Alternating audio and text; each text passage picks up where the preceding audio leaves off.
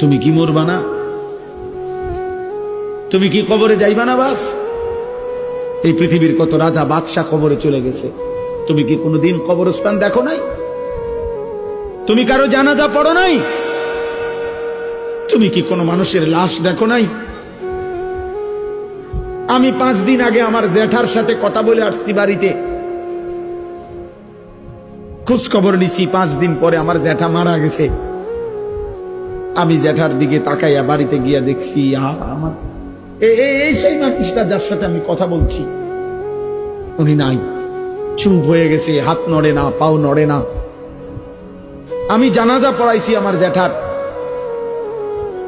তো জানাজার আগে আমি আমার জ্যাঠার কবরটা খালি, তখন কবরে রাখে নাই। আমি কবরের দিকে তাকাইয়া অনেকক্ষণ 8-10 মিনিট হইব, আমার বাবার কবরের পাশে আমার জ্যাঠার কবর। আমার আব্বা আগে ইন্তেকাল করছে। আমার জ্যাঠার কবরের দিকে তাকাইয়া অনেকক্ষণ খালি কবরের দিকে তাকাইয়া ছিলাম। তাকাইয়া আমার মনে হইল কবর যেন আমারে ডাক দিয়ে বলছে, আনিস, আমার কাছ থেকে 1 মুঠ মাটি দিছিলাম আমি তোমার জ্যাঠারে বানাইবার জন্য, আজ আমার মাটি আমি ফেরত নিলাম।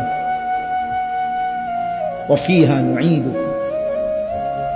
নওজোয়ান, তোমার মাটি মাটির কাছে ফেরত চলে যাবে। তুমি মাটি ছাড়া আর কিছু না। তোমার এই চোখ, নাক, কান, হাত, পাও, হ্যাঁ, এটা চোখ, নাক, কান, মাটি। মাটি ওই মাটির টুকরা। ওয়ালাকাদ খালাকনাল ইনসানা মিন সুলালাতিন মিন তিন।